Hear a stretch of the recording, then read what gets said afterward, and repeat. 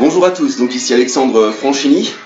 Donc actuellement en descente de carême. Donc pendant mon carême en général, je me livre à un jeûne et un entraînement particulièrement intensif. C'est ainsi que je vis donc mon carême et que je lie ma pratique de la musculation avec ma pratique religieuse.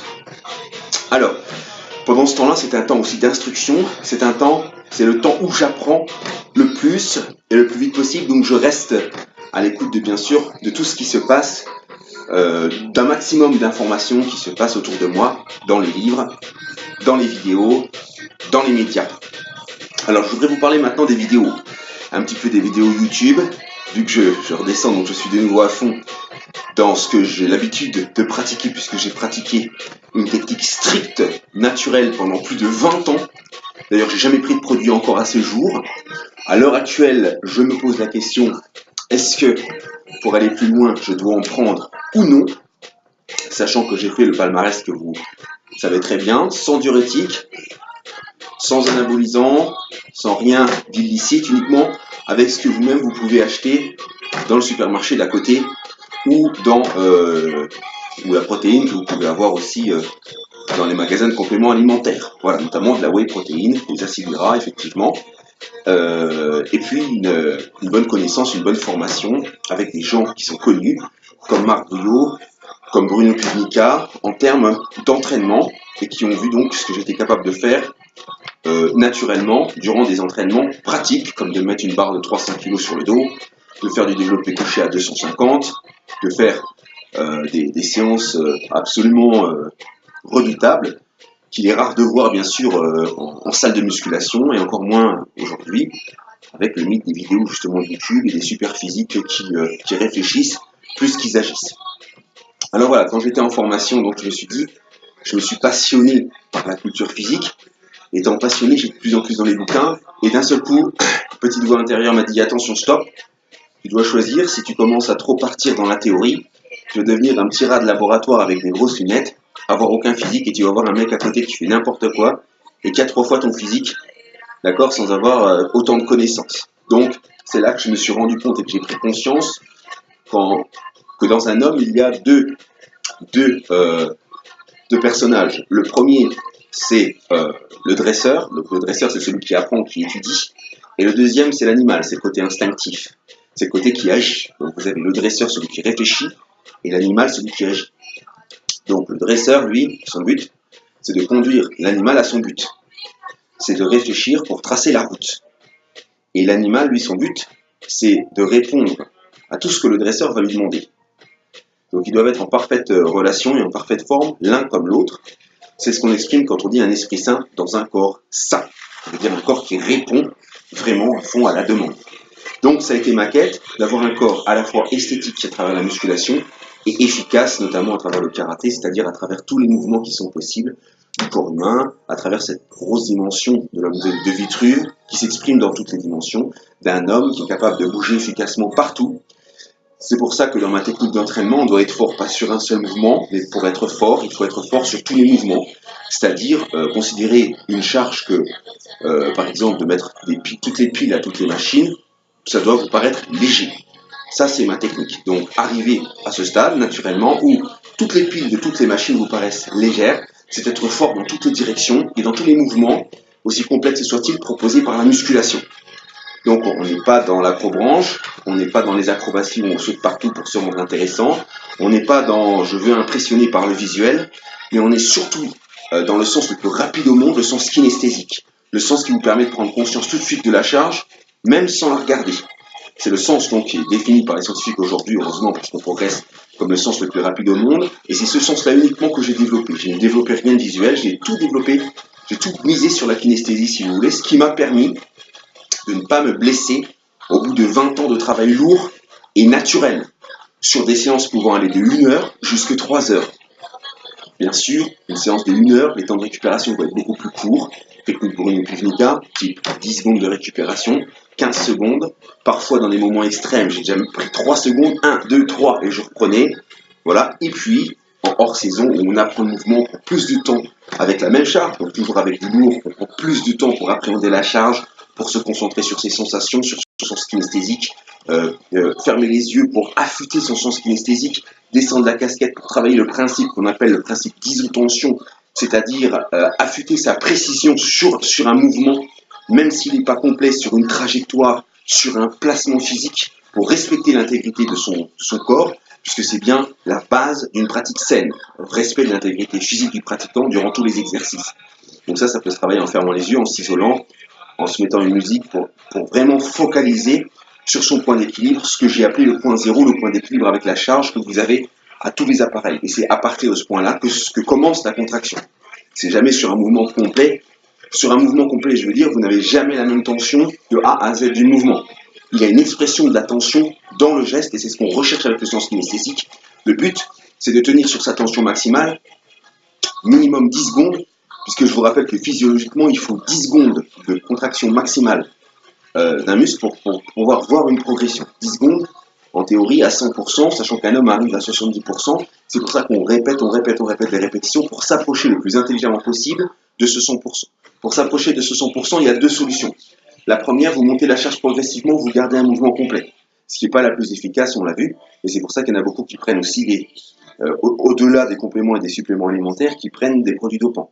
Et puis la deuxième, c'est ma technique, vous commencez le mouvement à l'inverse. Vous prenez le mouvement à l'inverse, vous allez donc surcharger, vous allez chercher, donc la charge est bloquée, et ensuite vous allez chercher l'amplitude au fur et à mesure des séances, en ayant un parfait placement de votre corps. Ce qui va monter la charge de façon exponentielle, et ce qui va s'approcher au plus près des 100% que votre corps est capable d'exprimer sur une contraction musculaire, contrairement à la technique classique. Donc ma technique est très différente. On commence à l'inverse du mouvement, comme on a l'habitude dans les mœurs de vous enseigner. Et c'est une technique qui, physiquement, vous l'avez vu, au niveau naturel, est redoutable, puisqu'au niveau naturel, c'est par ce moyen que j'ai fait tout mon palmarès. Et c'est pour ça que c'est par ce moyen-là aussi que peu de personnes me croient, parce que ce moyen-là permet de ressembler à un culturiste. Mais ressembler à un culturiste à taille plus 5, pas à taille plus 10. Pas en buvant du thé, mais en ayant une connaissance approfondie en nutrition qui permet d'avoir un équilibre alimentaire tout au long de l'année, même quand on remange. D'être équilibré toujours, de s'entraîner régulièrement, puisque ce sont quand même depuis plus de 20 ans, qu'est-ce que je dis plus de 20 ans, depuis 1983, je pratique le sport, à raison minimum de 2-3 fois par semaine, à travers différents sports, donc à travers une capacité, si vous voulez, d'adaptation un peu majorée par rapport à quelqu'un qui n'aurait pas pratiqué de sport, une capacité d'adaptation majorée aussi, et un système nerveux bien éveillé, avec un système neuronal au niveau de la coordination bien préservé. D'autre part, j'ai quand même 5 origines différentes, donc en ayant 5 origines différentes, le mélange génétique me permet aussi une bonne adaptation à l'effort et à ce que je demande à mon corps. Donc il y a beaucoup de paramètres qui rentrent en ligne de compte, qui font de moi le champion que je suis. Ça, je suis d'accord. Entre guillemets, je félicite quand même Frédéric Delavier pour sa dernière vidéo sur la différence très claire qu'il a exprimée entre un athlète naturel et un athlète dopé. Même chose, en 20 ans, j'ai jamais rien eu contre les athlètes dopés. J'ai des amis qui prennent des produits. J'ai pas de problème ou d'animosité avec ça. Avec les gens précisément, bien sûr que non. À un moment donné, j'étais vraiment rebelle à fond aux produits, etc. J'étais presque en guerre, mais contre les produits, pas contre les personnes. C'est deux choses qui sont différentes, contre ce type de pratique. Aujourd'hui, donc, j'ai compris que ça fait partie de la société, bien sûr. Pour les non-dits, etc., Frédéric Delavier a expliqué pourquoi. Mais là, je voudrais un peu rebondir en même temps sur cette vidéo qui est intéressante. Du reste, c'est que moi, par rapport à mon expérience pratique du naturel à taille plus 5, champion du monde, taille plus 5 à l'IMT de la table des juges, donc c'est pas pour rien devant des athlètes qui n'étaient pas comme moi, qui ne tournaient pas au haricot vert, etc., pour qui j'ai beaucoup de respect parce qu'il y a du travail. Sans travail, que vous preniez des produits ou pas, de toute façon, il n'y aura pas de résultat. Il faut du travail. Par contre, la différence a bien été exprimée. Il faut, quand vous êtes naturel, dès que vous démarrez votre mouvement, il faudrait déjà qu'il y ait beaucoup de tension pour qu'il y ait un résultat, parce qu'avec votre système nerveux, donc avec votre, si vous voulez, votre capacité à contracter votre muscle sur un moment précis, donc ce qui demande quand même de l'expérience, ce qui demande de la répétition, ce qui demande de la concentration, grâce à cette concentration et cet influx, vous allez contracter un maximum de muscles. Vous allez rendre l'ensemble de votre masse musculaire apte au travail, précisément. Ce qui n'est pas le cas de tous les athlètes qui prennent des produits. Bien sûr, en théorie, un athlète qui prend des produits est plus fort qu'un athlète naturel, mais ce n'est pas exact. Parce que je me suis par exemple entraîné avec des athlètes qui prenaient les produits, ils m'ont jamais suivi à l'entraînement. Pourquoi? Parce qu'ils n'ont pas la capacité nerveuse, par exemple, d'isoler leur travail sur un travail lourd. Ils perdent la perception de leurs muscles dès qu'on met une charge plus lourde qu'ils ont l'habitude. Donc, ils ne pouvaient pas aller aussi loin que moi sur un travail lourd. Et ils ne pouvaient pas isoler non plus un muscle aussi bien sur du travail lourd. Le système nerveux ne se modifie pas vraiment avec les produits. Et c'est du système nerveux que naît vos transformations physiques. Donc, bien sûr qu'une personne qui va prendre des produits va avoir des facilités que la personne qui ne prend pas de produits n'a pas, mais il y a certains principes, comme le recrutement moteur, qui n'est pas forcément plus efficace chez un athlète qui prend des produits que chez un athlète qui ne prend rien. Tout dépend de son type d'entraînement, bien sûr, de son expérience sportive aussi, et de son expérience du geste sportif lui-même. Geste sportif, ça peut être un powerlifter, et ça peut être un bodybuilder qui fait un exercice de musculation pour transformer, pour changer son corps, pour améliorer son corps, donc dans l'expectative, bien sûr, d'améliorer sa vie, bien évidemment. Donc ensuite, j'ai regardé la vidéo avec attention, Tony Delavier parle de quelque chose d'important, la récupération n'est pas la même. Bien sûr, quand on est naturel, la récupération n'est pas la même. On a beaucoup plus de mal à récupérer. C'est pourquoi il est nécessaire d'apprendre ce que les médecins jugent comme étant le plus important des 3 facteurs de croissance musculaire. Pour eux, pour les médecins, le plus important, c'est la récupération. D'où l'importance de développer, quand on est naturel, une récupération accrue, ou alors d'avoir un gros staff autour de soi, masseur, etc., pour améliorer sa récupération. Mais de trouver des techniques, comme l'aquagym, comme le stretching, comme ce que je fais actuellement, le cardio, comme des abdos légers, des variations aussi dans l'intensité des entraînements qui permettent une meilleure récupération. La variation des intensités permet une meilleure récupération, accentue même la récupération. C'est pourquoi un athlète naturel peut aussi travailler léger pour accentuer par exemple sa récupération. Et ça pourra aller dans le fonctionnement de sa prise de masse, à la condition qu'il ne fasse pas que du léger, que du travail léger. Il doit considérer un travail léger comme un travail de récupération active, comme un travail pour améliorer sa récupération. Pour améliorer la récupération, vous avez aussi l'électrostimulation, qui peut, en variant toujours l'intensité, améliorer votre récupération. Vous avez beaucoup de techniques d'amélioration de récupération. Manger plus de fruits pour plus vous alcaliniser, ce qui va donc dégager les acides, donc limiter les courbatures, donc vous permettre de revenir plus vite à la salle. Vous avez beaucoup de techniques, prendre des bains, vous faire masser, plein de techniques naturelles pour les athlètes qui veulent rester naturels, pour pouvoir rester efficaces. D'accord? Donc, il faut, quand on est naturel et que tu pars dans quelque chose de strict, comme ce que je suis en train de faire maintenant, accentuer la récupération. Cardio, travail léger, promenade dehors pour bien s'oxygéner. Ce qui est très important, l'oxygène, c'est le premier élément, qui est notamment non calorique, énergétique pour le corps. C'est la première source d'énergie pour le corps, l'oxygène.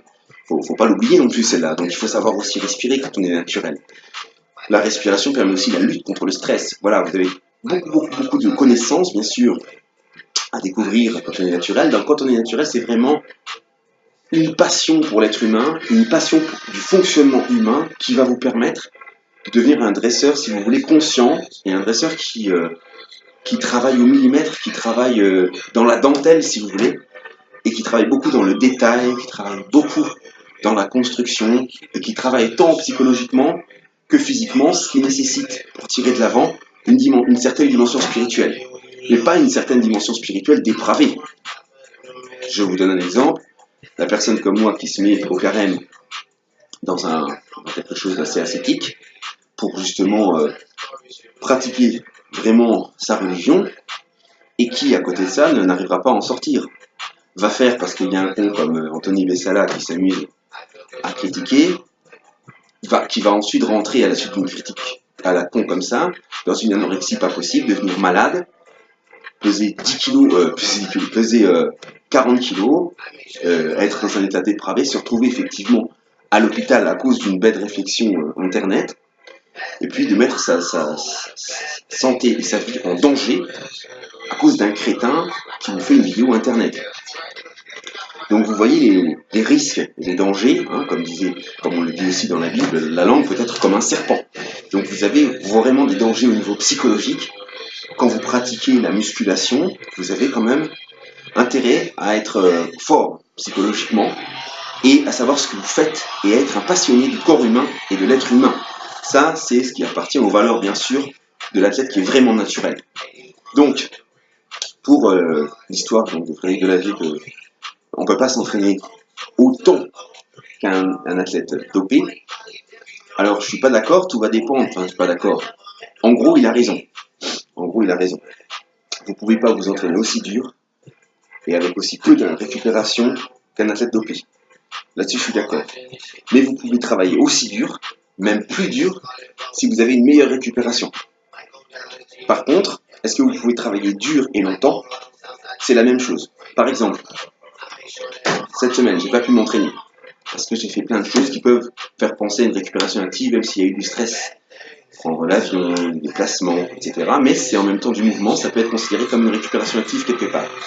Et au bout d'une semaine, et c'est la seule fois où j'ai réussi à le faire, et c'était hier, j'ai fait qu'une seule séance. Une seule séance où j'ai pu mettre lourd à tous mes mouvements habituels, où je fais une séance par mouvement. Et ma séance globale, parce qu'ensuite j'ai mélangé le cardio, j'ai mélangé le 8, j'ai mélangé pratiquement la totalité de mes connaissances en travaillant aussi les abdominaux. La séance globale a duré 4 heures. 4 heures où mon intensité n'a pratiquement pas baissé. Et pourquoi elle n'a pas baissé? Parce que ça fait une semaine où je ne m'entraîne pas. Donc la récupération est au maximum. Si vous voulez, j'ai conduit ma récupération au maximum sur un entraînement par semaine. Ma récupération est donc maximale. Donc mon système nerveux entraîné depuis des années a complètement rechargé. Puisqu'il a l'habitude de travailler quand même à haute intensité depuis 20 ans. Donc, en mélangeant ces paramètres-là, j'ai soulevé plus lourd que j'ai jamais soulevé à tous les appareils pendant 2 heures où j'ai soulevé lourd et ensuite j'ai fait mon cardio et j'ai fait plus de cardio que j'ai jamais fait quand je regarde toutes mes séances qui ont été faites 20 ans auparavant. Je sais pas si vous me suivez. Donc, quelqu'un qui ne me connaît pas, qui rentre dans la salle, qui voit ça, il se dit le mec il prend des produits pour s'entraîner autant. Dans ce cas-là, toutes les personnes qui restent 3 heures, 4 heures dans la salle, qui font des entraînements longs, prennent des produits. Vous comprenez? Donc, tout ceci, globalement, est vrai, mais c'est proportionnel à votre expérience, c'est proportionnel à votre capacité de récupération et à vos techniques de récupération, parce que je me suis entraîné à l'hôtel, je me suis entraîné un petit peu, ça a servi, je pense, tout ceci, ça a servi à améliorer ma récupération. Et puis, ensuite, ce qu'il faut voir aussi, c'est si vous vous entraînez régulièrement. Parce que plus vous vous entraînez régulièrement, pas à forte intensité, mais à intensité modérée comme le recommandent les médecins, meilleure va être votre santé, meilleur va être votre équilibre, notamment si votre diététique et votre nutrition est équilibrée. Vous apportez tous les éléments, les nutriments, les acides gras, les protéines, les bonnes protéines, la bonne alimentation, dure, liquide, tout ce que vous voulez, que tout ceci c'est bien équilibré. À partir de ce moment-là, vous allez vous renforcer de l'intérieur de façon profonde. Et donc, vous allez devenir plus fort tout en étant au régime.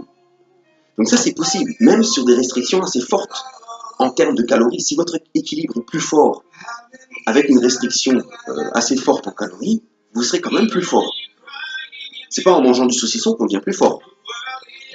D'accord? Donc, ayant vérifié ceci naturellement et toujours dit à taille plus 5, c'est là que je suis champion du monde. Donc voilà, en vous mettant bien comme ça dedans et en prenant conscience de tous ces paramètres, alors naturellement, vous arriverez à quelque chose qui peut vous permettre de devenir champion du monde, même en bodybuilding. Et ça, c'est ce que j'avais à dire sur sa vidéo. Donc, entraînement plus intense possible, entraînement long quand on est naturel possible, mais pas tous les jours. Pas tous les jours, parce qu'il faut accentuer votre récupération pour réussir à égaliser, voire à dépasser certains athlètes qui prennent des produits et qui ne s'entraînent pas encore totalement comme il faut, parce que des fois ils ont été déchargés, ils ont d'autres choses à faire. Voilà, tout le monde ne s'entraîne pas non plus dans les mêmes conditions, il n'y a pas vraiment l'égalité des chances en termes de préparation. Ça, c'est pas vrai non plus, il faut voir le staff et tout ça aussi qui est autour, qui joue énormément. Naturel ou non naturel, parce que naturel, le staff, c'est le préparateur physique, c'est la famille. Non naturel, des fois dans le staff, vous avez aussi le médecin, et naturel, vous avez aussi le médecin parfois, aussi dans le staff. Il ne faut pas forcément lier médical et pharmaceutique à produits dopants. D'accord? Donc, voilà ce que j'avais à dire sur ça. Donc, ça reste quand même relatif, mais sinon, j'ai trouvé la vidéo de Frédéric Delavier très intéressante, claire aussi, à propos. il marque la vraie différence entre naturel et non naturel. Maintenant, la différence ne se fait pas au niveau de la charge soulevée. Bien sûr que naturel, comme il a dit, doit soulever plus lourd qu'un non naturel pour avoir le même résultat. Parfois, même beaucoup plus lourd. Au niveau de la récupération, un mec naturel va devoir plus accentuer sa récupération qu'un mec non naturel pour arriver aux 2 tiers du résultat du mec non naturel. Et au niveau de la définition musculaire, c'est beaucoup plus dur. Un mec naturel, pour être vraiment sec, sans être énorme, il va mettre 5 mois. 5-6 mois avant d'être vraiment sec. Alors qu'un non naturel va aller beaucoup plus vite, mais pas avec la même qualité non plus, forcément, suivant l'expérience qu'il a auparavant, pas forcément avec la même qualité à l'arrivée. Il y aura parfois, souvent même, plus de veines que de stries musculaires. Voilà ce que je peux dire au niveau de l'expérience. Maintenant, c'est vrai que naturellement, la maturité musculaire, si vous vous entraînez beaucoup, peut arriver quand même relativement rapidement, comme moi je l'ai prouvé dans mon expérience, mais pas en s'entraînant une fois par semaine. D'accord? Pas en s'entraînant léger et puis en prenant quelques hormones. Non, ça marche pas. Dans tous les cas, il faut une rigueur, il faut une discipline, il faut un chronomètre si vous voulez, il faut un rythme, un tempo parfait pour arriver à un résultat, que vous soyez naturel ou non. Ça, il faut bien le comprendre dans la discipline du bodybuilding. Maintenant, dernier point, quand il a parlé des athlètes qui prenaient des produits, etc., il faut bien comprendre qu'en étant non naturel, j'ai rencontré déjà des mannequins qui prenaient des produits juste pour faire des photos. Un athlète non naturel n'est pas un athlète forcément avec un physique impressionnant. Vous avez quantité d'athlètes qui se disent naturels, mais qui ne s'entraînent pas, qui font pas de diète et qui prennent des produits. D'accord, et qui ont un physique qui pourrait ressembler à un naturel, mais on voit quand même la différence dans ce qu'ils font. On connaît un arbre assez fou. Donc voilà, et il a raison, un athlète naturel pour définir, pour se sécher. Alors pour se sécher à l'année, je vous raconte même pas, va devoir prendre des produits. Sans ça, il ne pourra pas. Il aura beaucoup plus de mal à être naturel et à être sec. Donc c'est pour ça que tous les médecins, à l'unanimité, déconseillent à quiconque d'avoir la plaque de chocolat à l'année. D'accord? Voilà, c'est quand même déconseillé au niveau de la santé. Il faut un minimum quand même de graisse pour que le corps fonctionne de façon optimale. La graisse, il ne faut pas l'oublier, c'est quand même de l'énergie. Notre cerveau est fait majoritairement aussi de graisse. Il ne faut pas l'oublier, donc sans graisse, il n'y a pas de vie. Voilà donc ce que j'avais à dire sur ça. Maintenant, je vais attaquer mes abdos. Là, je suis en récupération active. Tous les jours, je fais un peu de récupération active. Et je potentialise ma récupération. Je vais aussi à la piscine. Tout ça en gardant ma diète. Je récupère bien, de façon à chaque entraînement, même en régime strict, arriver plus fort à chaque entraînement. Et grâce à ce sens kinesthésique, à maîtriser mon risque dans le sens que l'ordre principal, c'est maîtriser l'intégrité physique, ne pas se blesser, bien sûr, à l'entraînement, ce qui est catastrophique pour une personne qui veut construire son corps et qui arrive malheureusement trop souvent parce qu'on est dans une société du visuel et non du kinesthésique. Et comme je l'ai toujours dit, l'entraînement passe par le corps avant de passer par les yeux. L'entraînement passe par le corps, pas par les yeux. Ça, c'est quelque chose à bien savoir. Et si vous faites passer votre entraînement par le corps, vous aurez 10 fois plus de résultats que si vous le faites passer par les yeux. Voilà, c'était donc Alexandre Franchini de son petit cardio. Voilà, quand je fais mon cardio, je lis, je regarde des vidéos sympathiques, je m'instruis aussi. Et puis de temps en temps, comme ça, je fais une petite vidéo aussi, ça peut être sympa, hein, de faire travailler non ses méninges, mais ses neurones, hein, toujours dans la bonne direction. Et puis, et voilà, donc je vous souhaite une très bonne journée. Alors, je vais arrêter et je vais faire mes petits abdos.